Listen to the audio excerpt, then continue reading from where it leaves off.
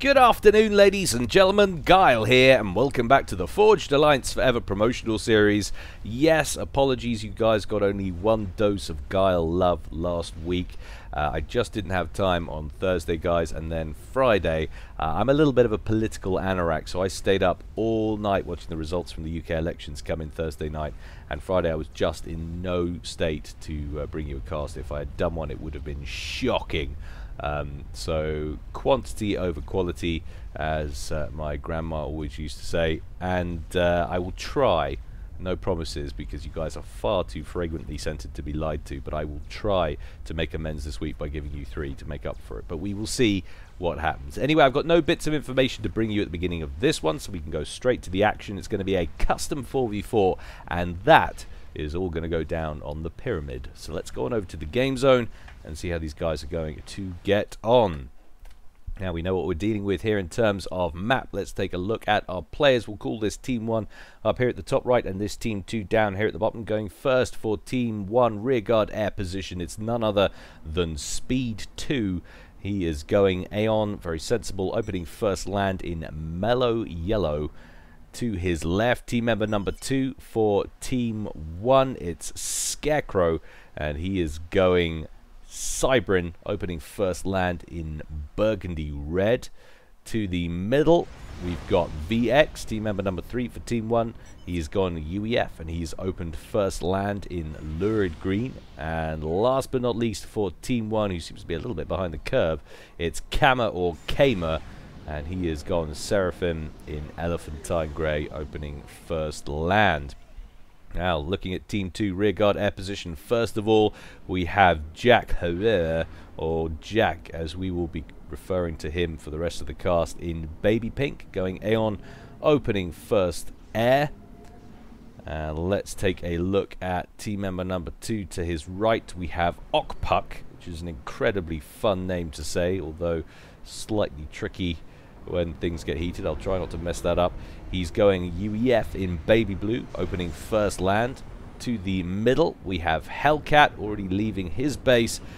Onto the center, he's gone Aeon, opening first land in breast cancer awareness pink. And last but not least, over here in the far corner, we have Corwin. He has gone Seraphim in Ferrari red, and he's opened first land and going second air. So we've got 2 Aeon, a UEF and a Seraphim there for Team 2, and then we have 1 of each and every race represented for Team 1, a full house if you will. And for those of you who can't stand the average Joes, I know there are a few of you out there, you will be happy to see this not an eclectic mix. We have over 1500s across the board in this one, although it does vary slightly in range speed. By far and away out in front with that 2100 global, but we'll see if that makes any difference. Certainly he's got a real advantage over Team 2's air player on 1600, his mirror. But we've got a couple of planes out now from Speed, 1 Scout, 1 Interceptor, no doubt looking for the inevitable transports that will be emerging soon to deposit engineers to the corners of the map. And what have we got down here? So we've got 1 scout plane coming off. We've already got a chariot laden with build capacity, 6 engineers on board. Has Speed seen it as he passes with that scout plane? Yes, he is. That interceptor diverted to deal with it. Takes so long to try and chew through the 500 HP. One of the engineers dies on board. A second Inti comes in. Oh my god, drop off your engineers, son, before you lose all of them. He manages to do it. Down goes the chariot. 5 units of build capacity survive. One of them, 1 sneeze away from dying, though, with 8 HP. But still, 5 out of 6 remain. That would have been a critical loss for this stage of the game to lose all of those engineers. We've had a little bit of a drop up here at the top from Scarecrow, who's landed a couple of engineers, immediately starting work on that land factory. It has been discovered by a Selen from Corwin, who's just wailing away on it. Going to kill one of the engineers. It's going to be close, actually. Of course, if that land factory completes, it won't matter about losing the engineer, but it's going to be very close. No, it won't, because a Mantis comes in from the south to save it. That will be a hold, at least for the short term, from Scarecrow. Very nice work indeed. A little bit of an air fracas brewing over the top of Jack's base, but that is dealt with thanks to a little bit of assistance there from his teammate Corwin. And we have a transport out from Speed, who's heading to the bottom right-hand corner. 4 units of build capacity on board that chariot. Anything coming from the other direction? Well, we do have a scout plane coming in which could potentially notice that, but no inties following in to try and shoot that transport down. So it looks like Speed is going to get dropped off there. 1 Selen in the area, but that belongs to his teammate Kama, so no problems there. We do have another transport coming in, and it's like Speed just senses where the threat will be coming from, and he could be about to lose a transport here. Jack loses another engineer on board, brings in a couple of his own inties to assist. They're going to be able to kill off the impending threat, but a bomber coming in from Speed's going to take out all 3 of those engineers. That was beautiful. Speed being an absolute douche here in the first 6 minutes. It's fantastic. Lovely work. Build capacity already on the ground there for Speed, and manages to complete an eruptor as well. So the strikers that were dispatched from Okpuk's forward position not going to be able to deny this base, and what remains is a single engineer which will be allowed to complete that land factory. Another engineer rolling in there from Okpuk. I have to slow this down to normal game speed because so much is going on. Another transport coming in now from Jack. Have a look at where he's heading. Well, he's going for the far corner, hoping it doesn't get noticed. What can we see from Speed's screen? Well, you can see there's an engineer in the corner. Will have just caught sight of it. All depends on where Speed's attention was at the time. Another transport, meanwhile, out for Speed. Where is that heading? Well, it looks like it's going for these very, very high plateaus with their single mexes, no doubt dotted around the map. He's got a few NGs on board, probably going to try and pick up a few of them. That engineer's actually come forward. Now we've got another unit of PD queued up, and you can see those rocks just being harvested there for Jack. He's going to get a land factory in of his own. Now if he can get a few units of T1 artillery out, he might be able to dislodge that bottom right hand corner out from under the fingers of Speed. But the way Speed's been playing at the beginning of this one, certainly no guarantee of that. To the middle, we've got a little bit of presence from Speed, but mainly it's going to be a battle there between VX and Hellcat. VX getting an upgrade on his comm. That's very nearly finished. Hellcat, by contrast, with 4 operational land factories and spewing out an awful lot of ground units. Having said that, it is UEF versus Aeon. UEF, of course, with the hit point bonus on their tanks, the hit point advantage, and Aeon with the range advantage. So Hellcat going to have to pay a lot of attention to capitalize on that advantage. In comes another group of units now from Okpuk, who's got a parashield with him, so he's got a little bit of T2 on the field now. Mostly, though, this seems to be strikers. We do have 1 pillar rolling in as well. What he really needs is some T1 artillery, but there's a little bit of an attack, a little bit of harassment coming in from that corner position, going straight after that land factory. Those fervors raining 7 shades of fecal matter down from above. Down goes the land factory, and this should now be a grab for Team 2. So very nice work indeed from them. They were down both of the corners in this one. That wasn't looking good at all. Now we've got a little bit of a clash between Scarecrow and Corwin, fighting over these middle mexes, these resources that potentially looks like it's going to go Scarecrow's way as he brings in a whole troop of Mantis coming in off the top of that ridge there. Corwin is going to back away from that fight with what he's got left, not going to be able to secure that position. And I wouldn't be surprised if we see Scarecrow's comm march forward. At the moment he seems to be assisting with mechs upgrades, but if he moves forward he should be able to pick up those 3 mexes. That will be extra mass for him. He's already ahead, of course, holding on to that top left hand corner, and of course running away with the score as well. Taking a look at Eco, Winner for the moment, it's just changed, seems to be VX. He's on about 49. Cam is also actually on 52. That fluctuated for a second. Scarecrow on 49. Speed on 43. This looks like an overwhelming mass advantage across the board now for Team 1. They're ahead on map control and ahead on generated mass. Meanwhile, a little bit of a run by over here on the left from Scarecrow. He's carried on pushing with that band of Mantis we saw earlier. Corwin is trying to shut this attack off with his ACU. Of course, he's only going to be able to pick up the stragglers now. Those Mantis getting away from him slightly. He has got a T1 bomber trying to thin it out from above. What he really needs now is some T1 PD in the base. Doesn't seem to have any at first glance. He has got build capacity, but if he's going to do it, he needs to get on it ASAP as those Mantis now come pouring into the base. The radar isn't going to last long at all. Fortunately, no Medusas have got in here. And he's also transitioned into T2, so we have got an Ilshiva. That will be pretty decent at mopping up the mess. However, he is going to lose all of the build capacity in that base, to be absolutely certain. That T2 P-Gen has had its production severely hampered. Those T2 engineers that were working on it destroyed very easily indeed. But a push down here on the bottom right from Okpuk, looking pretty dangerous as it happens. That group of pillars up front with a parashield to assist.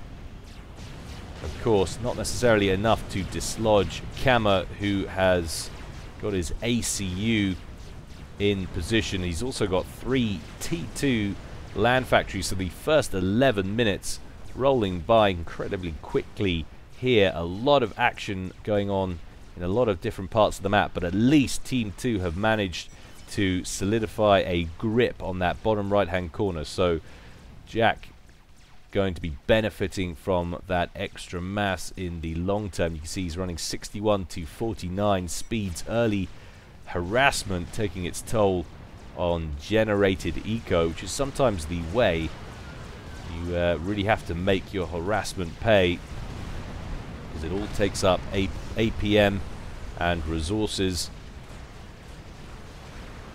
But I have tremendous faith in Speed's ability to get back up on top. We have TAC missiles coming in from VX, no doubt going after something that I wasn't looking at. I thought we were coming on that other mechs. Coming in for that T2 mass extractor, but unfortunately for him, Okpuk has TMD in place. That swats down the missile with no difficulty whatsoever. Another TAC missile out.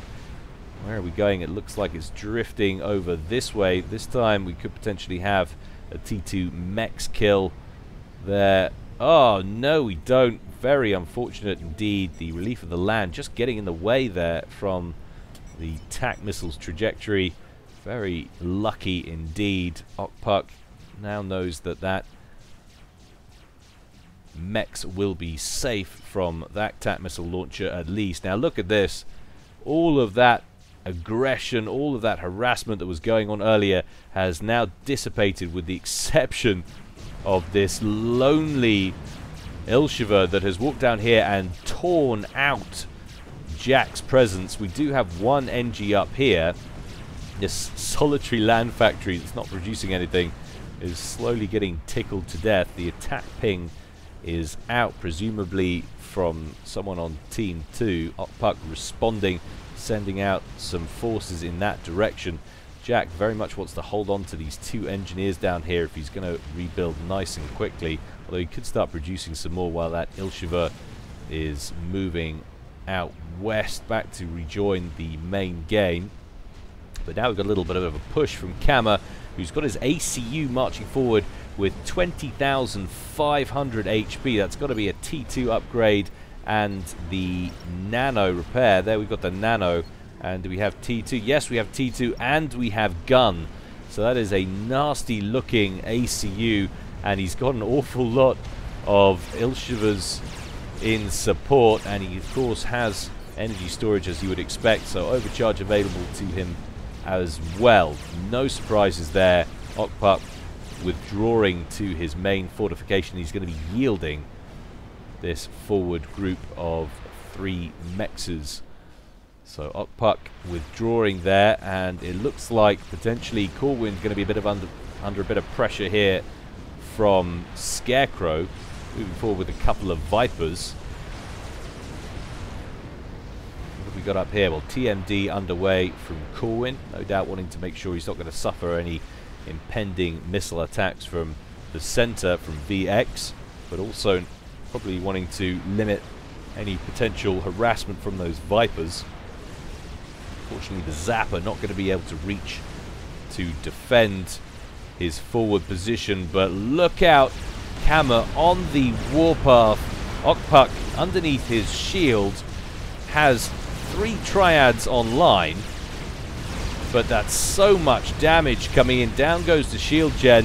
Ilshiva's just steamrolling through the triads, and a couple of Zuis as well to add a little extra damage on that forward point defense. Down goes the last one of those. Kama has taken a bit of fire. He's on around 15,000 HP, but it's still way ahead of Okpuk, who's on 11,500. A lot of these Ilshivas for Kama still alive.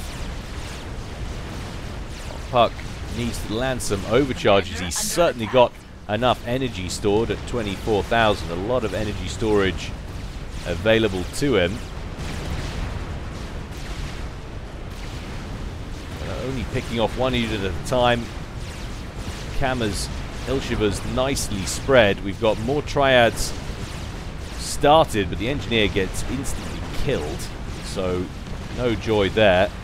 Mongooses are being produced from the forward base, but Okpuk just seems to be being massively outproduced here from Kama, which is funny because Kama seems to be well behind in eco, but not enough dedication. Perhaps what he's building back here, he's focusing a little bit too much on eco and not enough on producing units, and that is what is causing him headaches at the moment. Look at all this grey sweeping across his side.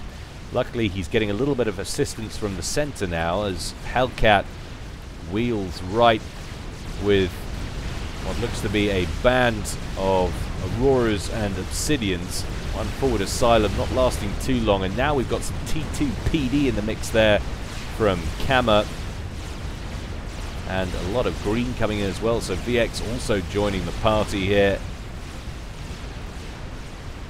Jack has managed to re-establish some T1 mexes down here, but he's certainly not building up at any rate. Perhaps we are looking at a man who is very unconfident of his hold down there, and I wouldn't blame him. Certainly with the push now from Kama, this looks like a precarious position in the bottom right hand corner. One of these T2 factories now out of commission. Okpuk still standing his ground as best he can. Decent overcharge, takes out a couple of the Zuis. And that is in fact his T2 HQ, so if we can hold on to that, he would be very happy indeed.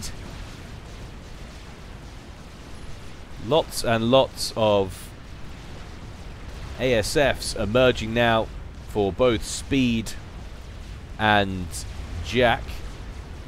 So both air players entering the T3 side of things.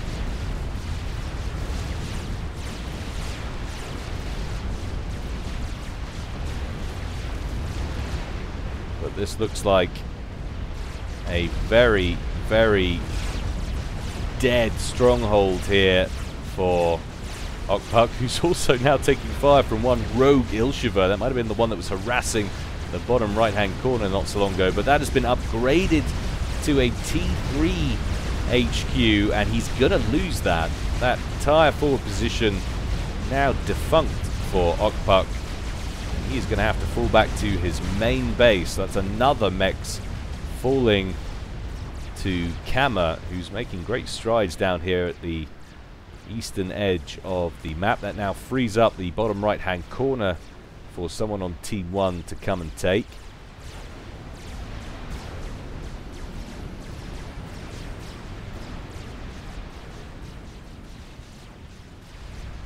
Okpuk still with 20 mass on his mirror there. Kama on 77, he's on 97. Corwin on 90. Everybody else is well over 100 though. Jack has been ecoing the hardest.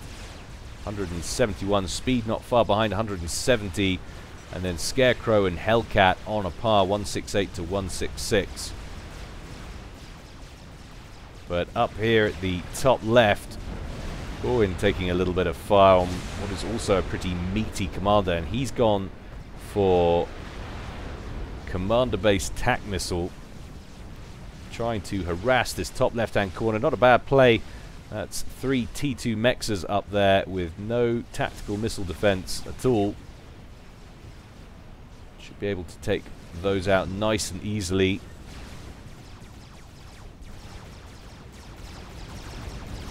But Kama well in control of things down here. We've also got another TML online. He's actually assisting that. So looking to kill off what mexes he can. Might be able to take this one out here that belongs to Jack. He'll hate that. That's 35% done on its way to becoming a T3, and indeed that's where he's going to. Very painful indeed. Oh, it always hurts so much. Losing those T2s on the way to T3s without ever benefiting from that massive mass boost you get when it jumps to T3. All 3 of those mexes at the top left were destroyed, but Scarecrow quick to start the rebuilding process. Getting an upgrade on his comm as well, and it looks like we've got some static T2 artillery. No, sorry, with their trebuchets. So we've got mobile T3 there from Scarecrow. And this is dangerous for Corwin, who really has no stronghold to speak of down here at all. He is purely mobile, and of that, not a great deal is T2. Just one Ilsheva, everything else T1 in that pack. So things looking very sturdy here for Team 1 at the 20-minute mark. And of course, with Kama pushing this way, Corwin losing his grip on the west. This position up in the center for Hellcat gradually looking more precarious by the minute. No great push from either of these two guys, both are very static in their stance. Not looking to push their boundaries in any way.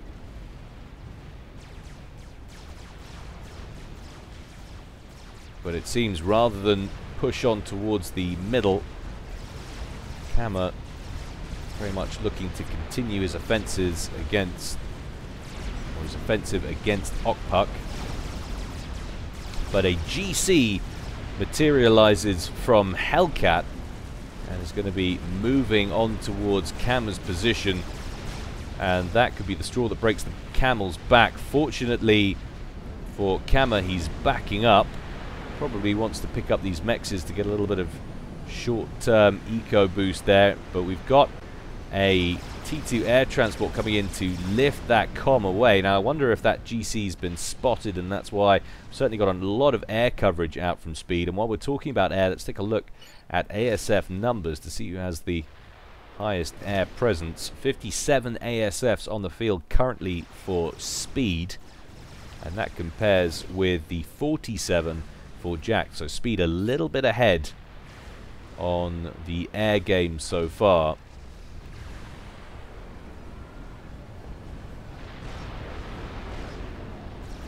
Scarecrow moving forward with that body of troops we saw earlier. Bricks on the front line, still a decent amount of T1 in there, but supported by trebuchets. They can afford to take their time here. In comes some T1 bombers from Corwin, but they're going to get shredded by these bangers.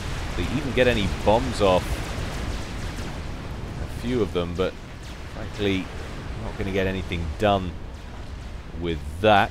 One forward, Sam, going to get killed off for Corwin. There it goes. We are finally getting to a stage now, though, where Corwin is starting to erect some static defense at the foot of his base. Question is, will it be enough? That's an awful lot of bricks that are turning up right on his doorstep.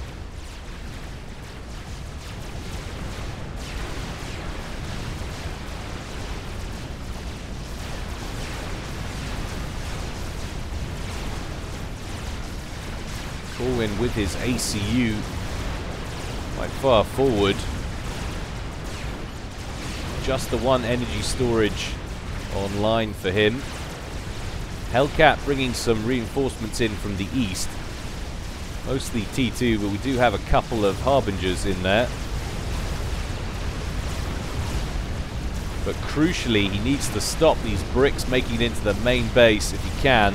Finally, we're seeing some Othams stand up, some siege tanks rolling off for Corwin. In comes a nice overcharge, deals with a couple of those bricks. That is definitely ripe for an overcharge right in there. And what is currently making it into the base now is actually only T1, the odd mobile missile launcher, and T3 anti-air, so no danger there. And another, or is it the same one? No, it's not, because look at what's been going on the other side. So Kama has been rolled over by a GC, and VX very close to it now, needs to get moving immediately. He has got the personal shield gen. 24,000 hit points on that shield evaporating. Manages to stroll out of range. This is going to be very close. VX trying to get around the edge of the cliff to avoid it. For some reason, Hellcat moving on to pressure the Ravagers instead of going after the ACU. All he had to do was move onto the plateau, and that would have been the end of VX. But I can only assume he wasn't paying attention. If he was, that is a very questionable decision. And instead he is going to go after VX's forward base. So we are going to see some movement in the center here. Down goes a Ravager and a shield gen. Things progressing slowly up there. We can take a look out here. Another GC that we saw earlier making its way forward. But for the moment, that gap is plugged.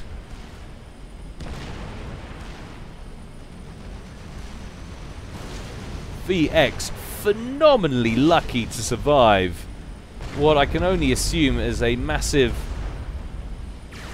attention fail there from Hellcat. Totally missed the potential ACU kill.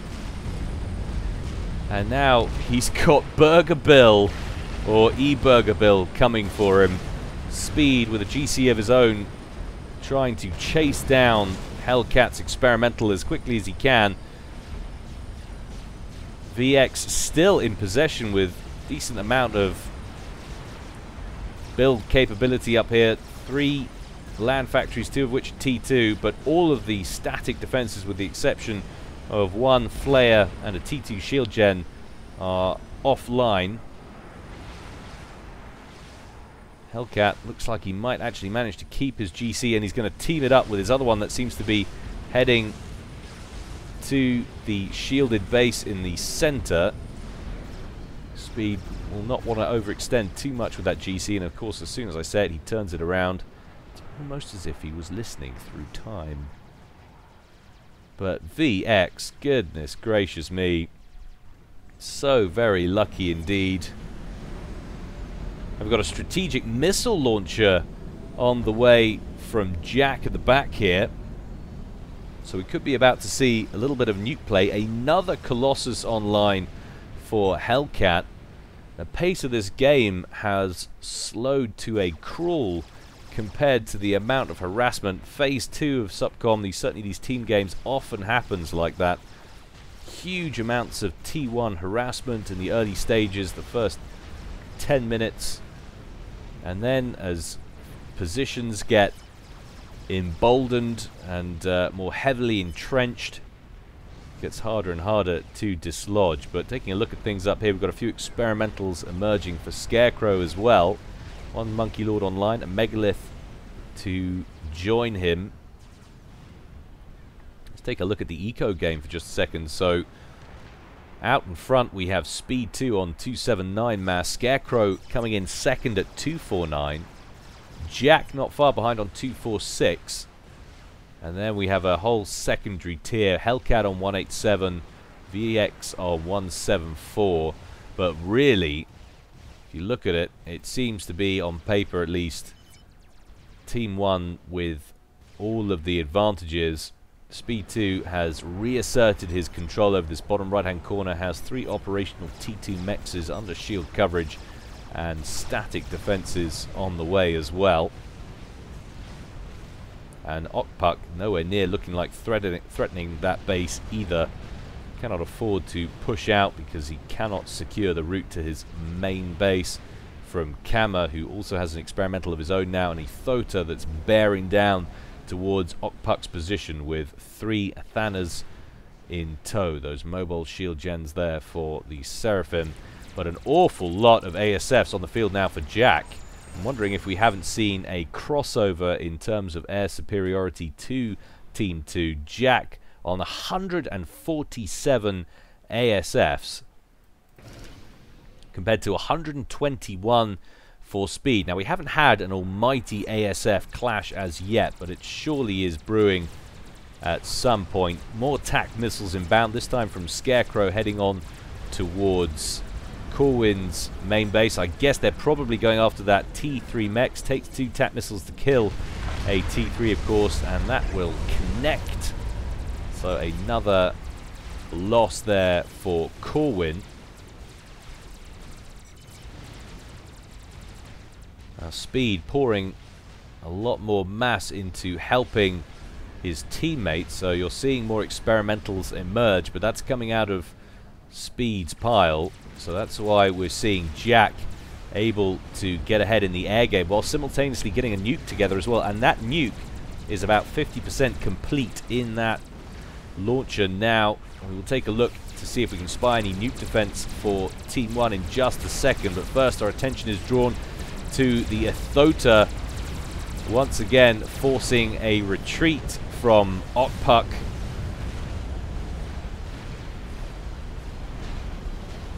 Making his way to the main base, but there's virtually no static defense on this side for Okpuk. He has managed to complete a Fat Boy, however, and that opens up on that Ethota's position. Will Kama decide to try and chase that down, or will he turn tail? Doesn't like the look of that, not with 1 experimental, and being as there's a GC moving in now, that is certainly a very sensible choice in my mind. Fat Boy pursuing, going to be able to inflict a lot of extra damage on that Ethota as it tries to withdraw. But looking at the main base, so we have got SMD, Strategic Missile Defense, but there are no missiles in it for Speed. No doubt he's spied that nuke launcher, and the way it's going, he's not going to get a missile in that SMD before Jack completes his nuke. Bunch of pauses there. That's, of course, assuming he'll go for it. He might see that SMD and decide it's not worth risking losing the missile. He might instead go for VX, whose ACU is right out here in the center. Burger Bill moves in. He's still rocking it in the center with his high meat content.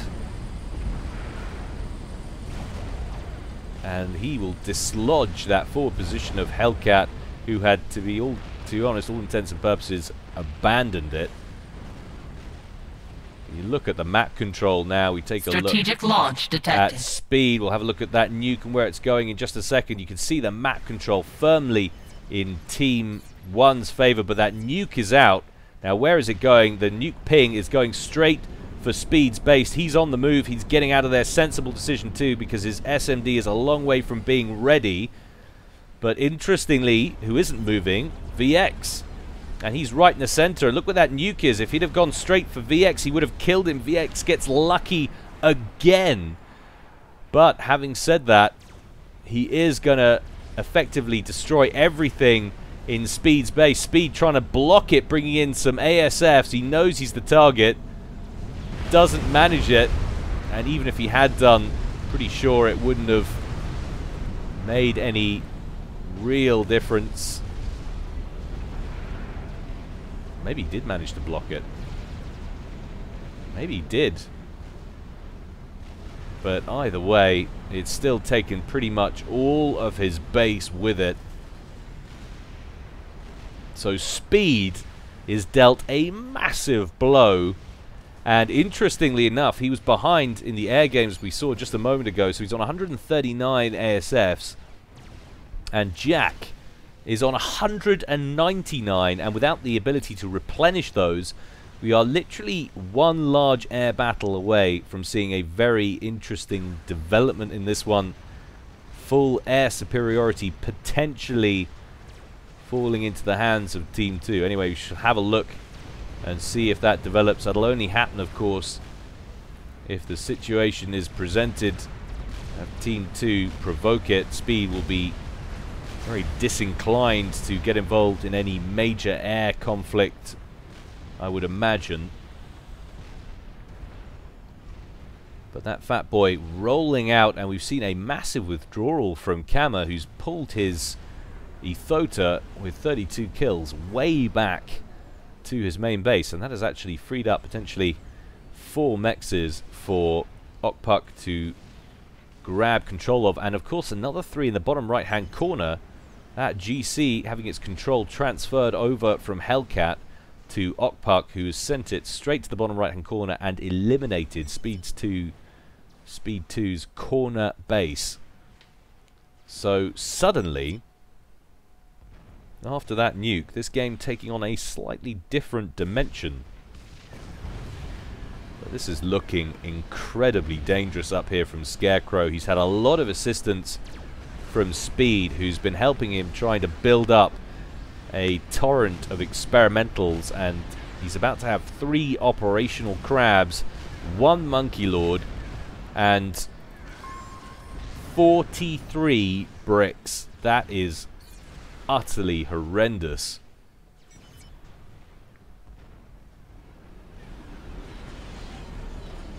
I just cannot believe that VX is still alive. He's had 2 opportunities to get himself sniped now. But ultimately, I think that was the right decision Jack made. I probably would have wussed out upon seeing that SMD. I would have assumed it would have been loaded had I not see it go up late.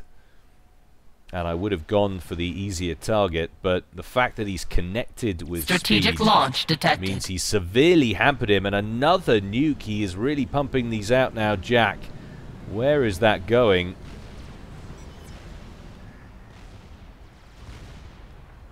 Could this be the moment V finally gets scalped? It seems to be heading overhead. I can't see a nuke ping, though. Is that going for the main bases once again? Again, sails straight over the top of V. He didn't even bother to move. And we have covering SMD to shoot that down. So if he had gone for the center, V would have been wasted. Luckier than Hugh Hefner at the Christmas staff party. That is insane how lucky he is getting. No one wants to kill him, apparently. A little bit of transfer control over from VX to Scarecrow, who is getting ready for a major push now. And I just don't know if they can stop it. We've got 4 GCs and an Ethota for Team 2, but very little in the way of static defense. And of course, we've also got a lot of ranged firepower for Team 1. So if managed correctly, this shouldn't be too difficult a line to break. Anyway, here we go. It looks like Scarecrow is maneuvering for an attack. Interestingly, he did transfer that back over to the fat boy.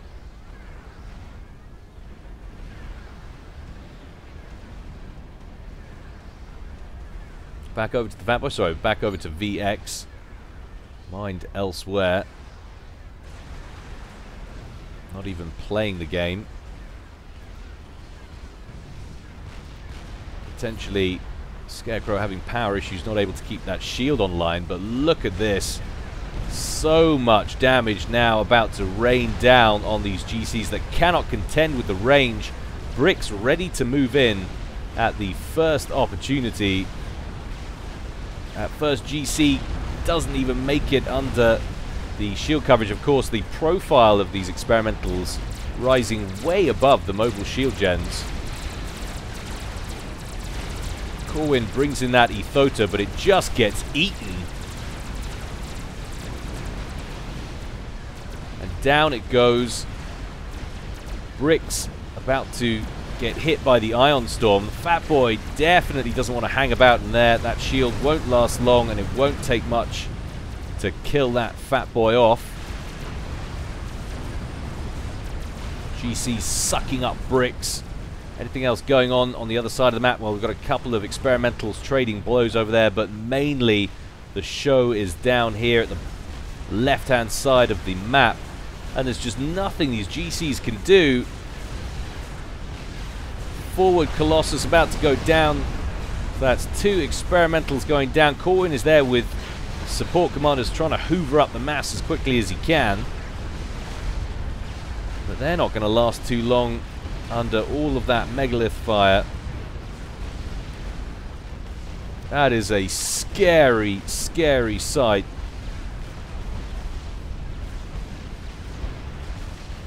Scarecrow already saying to allies, we've won. If he doesn't nuke them. Strategic launch detected. And he's going to. I can't believe how quickly he's pumping these out. I suppose he knows he's got the air advantage. He doesn't need to be plowing resources into that, so he can just go full nuke. And that is going to be incredibly costly for Scarecrow and Team 1. They really needed to score a kill here to turn the tide of what has been going very badly for them in the last few minutes. What a fantastically well-placed nuke. Tears out the heart of that army, killing almost all of the bricks. We have a couple of megaliths still alive. That Fatboy's still alive, but has massively stalled the power of that attack. Spy planes coming in from speed, and now we're seeing strat bomber construction. Jack getting ready to defend from the air, and that is going to prompt Speed to finally use his ASFs, and when that happens, barring some absolute catastrophe in the air for Team 2, that should go their way.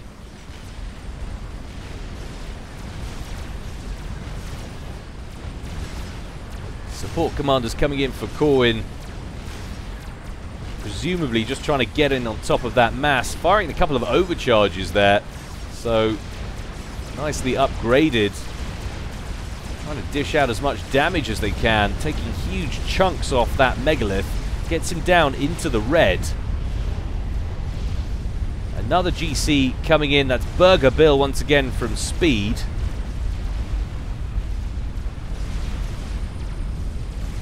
Rambo ACU absorbing a lot of the firepower from the GC on the shield, but finally going down. The strat bombers come in, kill off the lead megalith. Speed comes in to kill off the strat bombers, and here we go. Huge torrent of ASFs brought in by Jack. Speed has a few reinforcements. He has been rebuilding his base, but there's no way he's anywhere near the numbers we're seeing from Jack. And look at that. Absolutely annihilated. Another wave of strat bombers coming in, this time from Corwin. Impacts mainly on the Fatboy's shield. It absorbs most of it.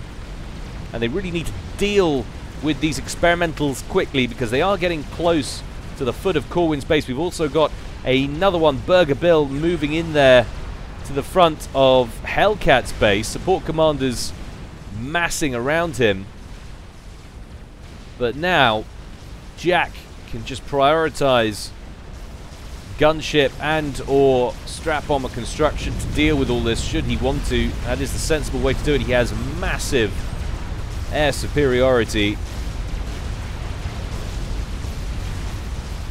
Down goes the Strategic fat boy at the back, detected. and another nuke out from Jack, who really has been making crime pay. 157 kills on that nuke launcher. Where is he going with it? He's not going to be going after... He must be going after the top corner. So that's 3 T3 mexes that are about to bite the dust. No SMD up there. But the megaliths are still going. Strap bombers just picking away at those crabs. Down goes one of them. One remains, looking pretty healthy initially. But there are so many strats in the air now, and with no way to kill them. He might deal a bit of damage to the main base, but that is it. And look at that. T3 artillery on the way. Kama has airlifted a support commander to the front line to try and harass Okpuk. But after a game that looked so massively in Team 1's favour, just a few key things don't go their way, and now VX under strap bomb attack. Will he finally be ousted from this game? I don't believe it. They fly overhead, drop some bombs on him, and go straight for Scarecrow, who's sitting under shield coverage in the main base. The first shield goes down. There goes the second. He hasn't got a lot of HP. 17,000 at full health, but one more bomb will do it. Boom, baby. Down he goes. Scarecrow, the first player to leave our game at 41 minutes on the nose. And it is one of Team 1's most important players in terms of the development of this match. Full share is not on. No fairies have to die today. SMD now being pinged as the next priority target. No doubt from Jack, who's greedy for more kills.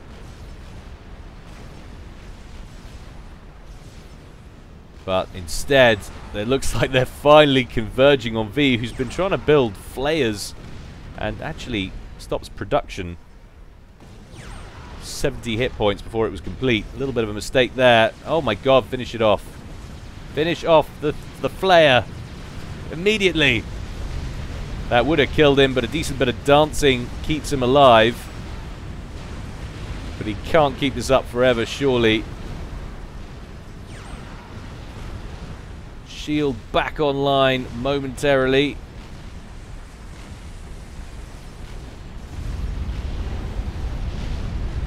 Is that a support commander or someone else that's died? It's a support commander. So we can stay with V, who it just will not die. But he's depleted his shield now. 5,000 hit points remain. He stops to try and complete the flare. And he will finally meet his doom. What an insanely jammy git that man has been throughout. And Team 1 loses another player just a minute later. And they are falling thick and fast now. Strap bombers converging on Speed 2's main base. He's renamed his ACU T3 Air OP. Well, it's only OP if you get your Air Force obliterated after your base got nuked. But T3 artillery raining down now, and could be about to have a bit of a chain reaction on the cards there. Looks like that T3 power gen that's been targeted has already been hit a few times.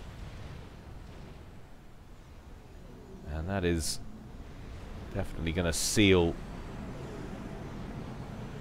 Speed's fate when all of that goes up.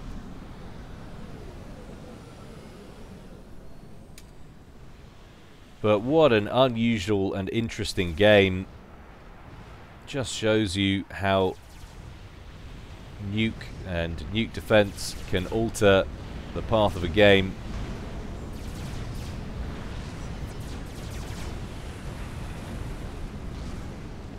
The discrepancy really was because Speed had dumped so much of his own eco into helping his teammates, got them into a pretty advantageous position, but it didn't allow him to get nuke defense up in time.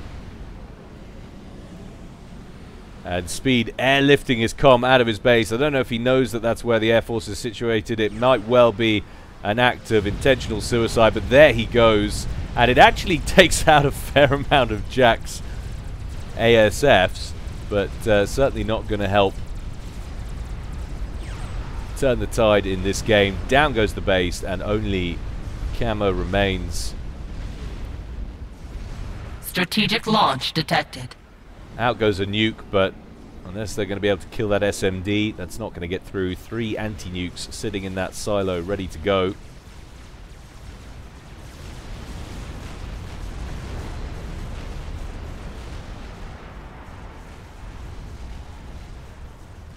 Could probably afford an extra point on the time scale there, but now we have 2 T3 artilleries raining fire down on Camo's base.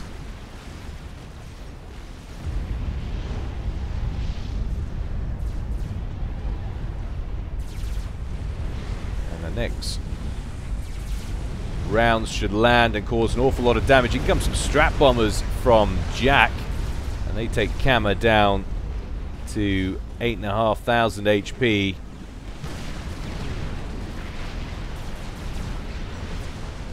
And there goes Camo. One last T3 artillery shell to the face. That's always a good way to end the game. And Team 2 emerge victorious at the end of a 45-minute thriller. Well, actually, to be fair, an awful lot of it was static through the center of that game. Not a lot happened. Incredibly busy start and a frantic end. But intriguing trades and supremacy throughout. Very interesting stuff. Hope you enjoyed that, guys. As always, more to come from me in the future. But in the meantime, stay well and stay safe. This is Guile, signing out.